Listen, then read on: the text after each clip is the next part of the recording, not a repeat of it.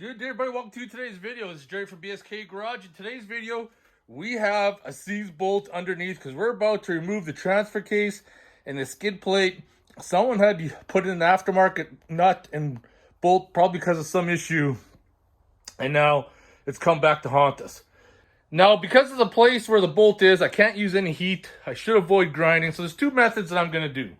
The first one I'm going to try is leverage a long extension, get some leverage. If that doesn't work, I'm going to get the drill out and I'm going to drill through the head of the bolt. But we're going to try this method first. Underneath, that's the bolt that I'm dealing with for the transfer case cross member. All it does is just spin. And what I found out is that's the kind of nut someone put on. It's like an extension nut for joining ready rod together, and that's the reason why it's seized up. So I got a wrench up there. That's going to come loose right away. But I just want to see how this is going to play out. If I get lucky, it might break. And I know, yeah, I knew that was going to happen. We're going to try this again. Got a big long breaker bar there. I know this is going to...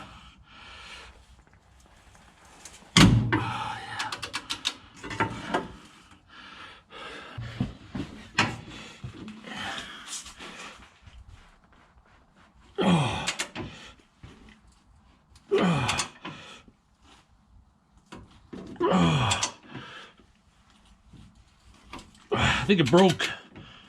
Yeah, it broke.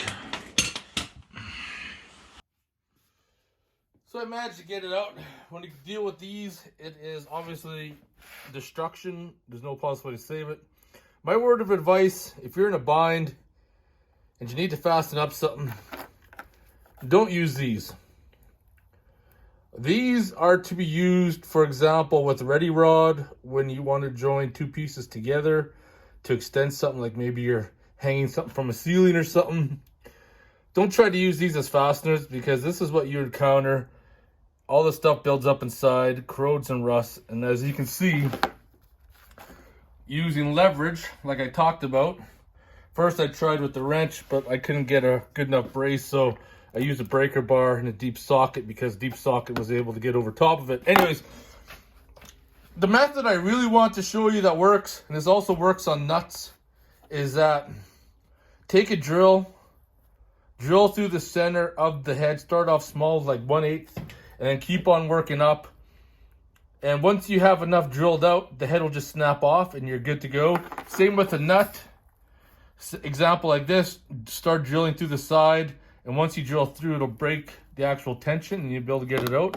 So I hope you guys enjoyed that short video, and I just gave you some tips and pointers. Anyways, post in the comment below what you guys would do in this situation, and I'll see you guys in the next video.